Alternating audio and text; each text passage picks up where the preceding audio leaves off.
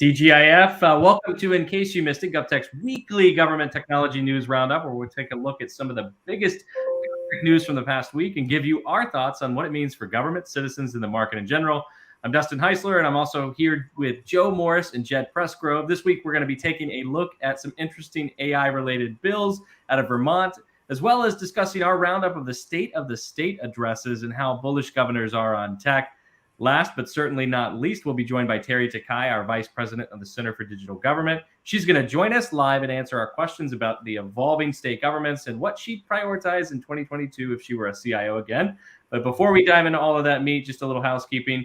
We've got our 2022 Beyond the Beltway virtual event coming up soon, so you want to make sure to register for this. This is our annual event bringing together analysts and government leaders to share their insights on the market ahead. You'll also have a chance to hear our take on the new market numbers for 2022, so you definitely don't want to miss that, as well as getting inside the minds of CIOs and CTOs and what they are prioritizing for 2022. We'll have Joe and Teri there as well live, so don't miss out. Visit events.govtech.com for more information. But let's dive into our first story. So first story here, guys, is about a new bill in Vermont to create a permanent AI commission. This is interesting because in light of emerging tech, we've seen a lot of new legislation around the country that's looking at regulating emerging tech, from facial recognition to drones to now artificial intelligence in Vermont. What do you make of this? Is this a trend? Is this something we're going to see pass and maybe start to work its way to other states? AI in general has been a topic we've followed for the last 3 years in partnership with NASIA. We saw state adoption in 2019 go from almost nothing to this past year to where you had the majority of states having adopted AI in some form or fashion. States like Utah, for example, already have a Center for Excellence on AI. I don't see it as a far-fetched thing that this bill could advance where you could have a permanent commission in Vermont. They've been doing some AI and been quite active. So it's another positive thing to see as an emerging tech has gone mainstream. What I found most interesting about this article is the part where one of the sources here says that in Vermont, it is unclear at this point where we are using AI. There's no inventory that exists. So to Joe's point, AI really has started to spread among governments, and they may not necessarily know how they're using it. And why is that important? Well, yeah, I mean, you want a general sense of where everything is, but on top of that, there could be lawsuits involved, because that same source later on in the article says if we do end up using it in a harmful way, we could end up with $1 million lawsuit. So it puts states in an interesting position, because there are some people who may, not want to spend money to go into something like this. But then again, if you don't spend the money now, then you might end up with a lawsuit later. I think it would be very intelligent for states to have a very clear idea of all the different cases where they're using artificial intelligence. Yeah, and maybe a good opportunity for states to collaborate with each other. I think we're seeing the same thing with facial recognition. It's this fragmented landscape of everyone trying to regulate it in different ways versus taking a collective approach to what are ethical ways that we can use these technologies to drive value and share use cases that are there. Speaking of the state approach to things, our next story is around the state of the state addresses. And one of my favorite GovTech curations every year, outside of the GovTech 100, is the state of the states recap that Government Technology does, where we look kind of inside the actual addresses that governors are making across the country and rank states based on how they're prioritizing technology at that policy level. So GovTech has already started curating this. You've got an interactive map that you can kind of go through to see how these governors are approaching this. But what do you make of this? Jed, we'll start with you on this one. Well, we don't have all the state of the state addresses yet, so we're still waiting on a number of them, but we do have a good many of them already accounted for here. I think that's the thing that's honestly, if I can be completely frank here, the one thing that has stood out to me is that there doesn't seem to be as much discussion, like specific discussion about technology in the speeches that we've reviewed so far. Now, that's not to say that none of the governors had made, interesting propositions. For instance, going down to Idaho right here, Governor Brad Little, he talks about creating a proposal for $50 million in grants to meet the educational needs of children and families. And so these grants would help families purchase computers, internet service, and other necessities. I think that's a great idea because it's sort of like a complement to the existing FCC program. that gives people a monthly stipend for technology needs, for internet technology needs specifically. So I think that's great. And another thing he talks about is a proposal for cybersecurity, a $12 million cyber response and defense fund. And again, I think that's a very responsible way of going about things, because as we know, we were talking about this last week with Phil Bertolini, the punches when it comes from the cyber criminals, they just keep on coming. You have to be able to see them. And so I really like that proposal there from Governor Little. Look, last week we talked about Massachusetts, right, and their infrastructure funding that included IT. I think when this map's all said and done and populated, you're going to see plenty of references to broadband. You're going to see plenty of references to cybersecurity for the reasons that Jed outlined. But I think one of the silver linings coming out of the pandemic experience is the important role that tech leadership's playing across the states, and the important role that the CIOs are playing. And to our earlier story, emerging tech is playing a critical role. So while we may not see it in every state, I'd be shocked if we didn't see tech come to the top of the list in the majority of the states across the country.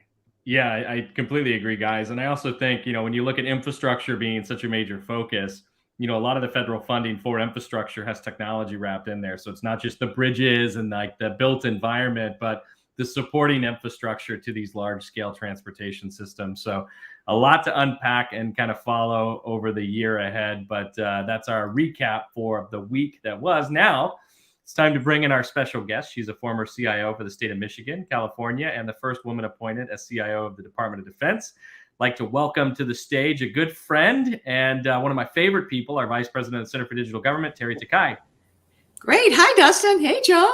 Jed. Hey. Good to see you guys. Yeah, great to see you too. I think it's been over a year since we've had you on. So we wanted to get back inside Teri's mind and hear what's going on. So thanks for joining us. Great. Well, happy to be here. All right. Well, let's dive right in. So now that 2021 is in our rearview mirror, what are some of the things that surprised you about last year, and maybe some of the highlights that stood out to you?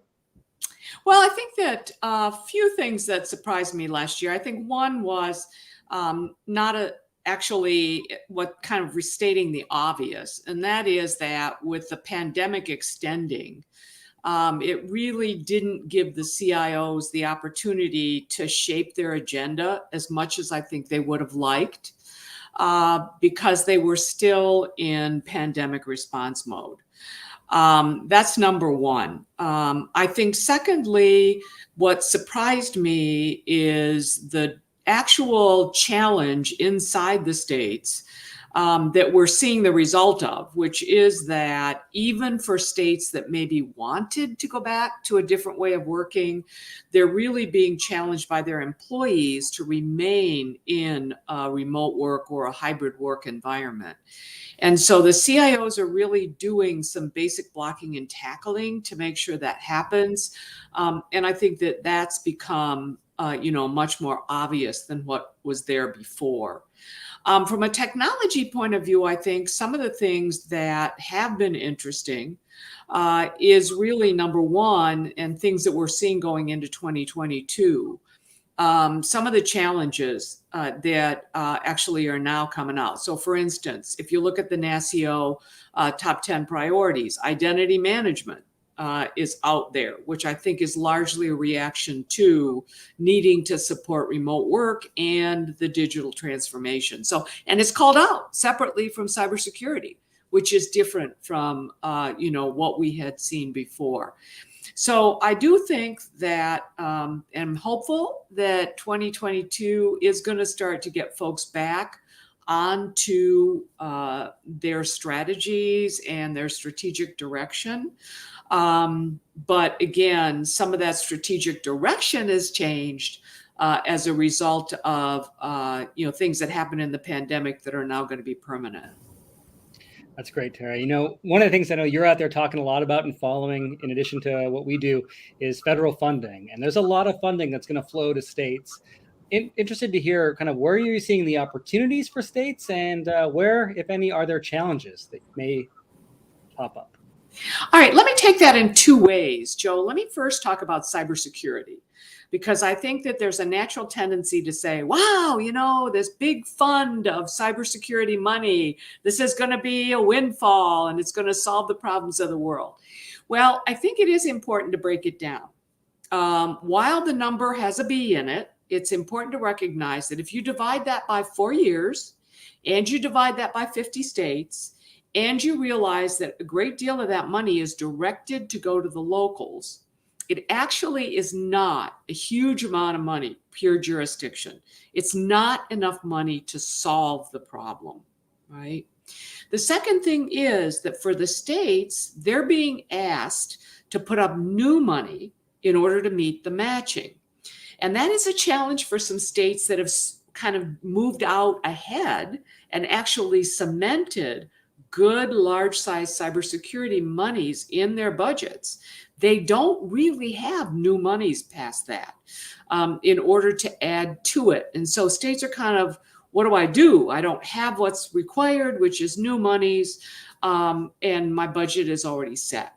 The third thing is that the states are concerned because they are going to have to determine how those monies are going to get distributed to the locals, and they're going to have to track it. They're going to have compliance responsibility. So now they have an administrative responsibility to take care of those cybersecurity funds. So again, I certainly don't want to be negative. Those funds are really important. But one of the things that we're thinking, and we're following on really to the NASCIO guidance, which is, first of all, we're not going to see those monies tomorrow. Secondly, this is going to be a time where cybersecurity strategies and plans are going to be put in place. It's going to be more of a planning year. And so companies are going to have to think about not necessarily how they're selling individual things, but rather, how they're partners in that strategy. The second thing, Joe, and you know this very well, is that, I think people look at the rest of the infrastructure bill and say, wow, it's going to things, right? It's going to water or charging. But I think the piece that, we have to look at is there's going to be a need to track that money. There's going to be a need for compliance. There's going to be a need for states to be able to get grants out there. And so there's a lot of administrative processes, as well as just the physical piece of this, that our technology companies can really be helpful on to make sure that that money gets out there and gets spent wisely.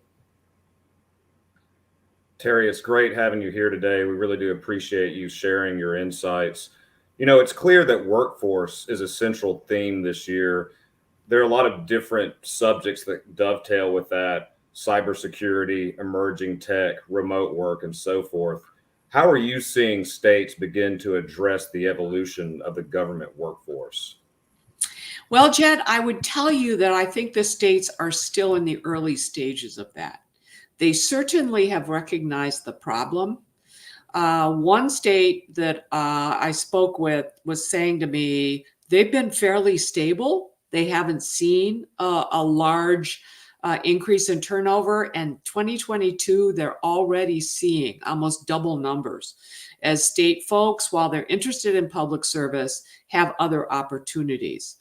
So I'm not seeing specific plans, because I think that, number one, CIOs need to begin to work with their human resources organization to make changes in terms of things like job qualifications.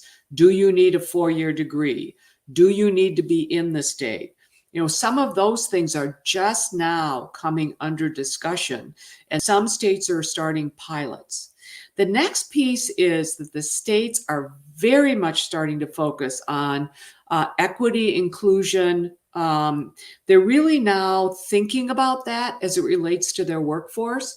And so I'm seeing in 2022 that there's going to be a lot more discussion about that as a part of the human resources planning. All right. And final question for you, kind of reminiscing, but looking at the year ahead, if you could put your CIO hat back on for just a moment, what would you prioritize in 2022? Well, number one, I would very definitely go back and take a look at where are the areas that the state really needs help. While in fact, everybody was kind of focused on modernization, which I think is important, I think we also need to make sure that we're modernizing those application areas that are going to have the biggest impact going forward. The second thing is that I would be looking at the workforce question much more broadly than the IT side. Every single agency is struggling with being able to get people. And I'm a firm believer that there are technologies that we can bring to bear to do operational efficiencies, to take out manual work that can help the agencies, not just the technology folks. The third thing I'd be focused on is, given that I have a lack of resources and it's a challenge on the resource side, it changes the way I'm going to work with my partners. I'm going to buy more than perhaps what I did before. And that's going to be, in many cases, a cultural change in some areas for my folks, because they're going to have to be thinking services even more. My contract structure has to make sure that I can do that. And I'm a big bigot, Dustin and Joe, about architecture. And I would go back and think about my architecture in terms of, as I'm buying all this, how is it actually going to fit? The last thing I would be thinking about is, I need a new model to be able to control my costs, to be able to make sure that I'm being efficient and effective when I'm in a much more of a services model than the model that we were sort of pre-pandemic, where we were still coming out of how much did we own versus how much were we buying as a service. And that is now going to change the management approach that we're going to use going forward. And I have to still be able to show efficiencies on a year-over-year basis, while in fact I'm doing and moving forward on new things.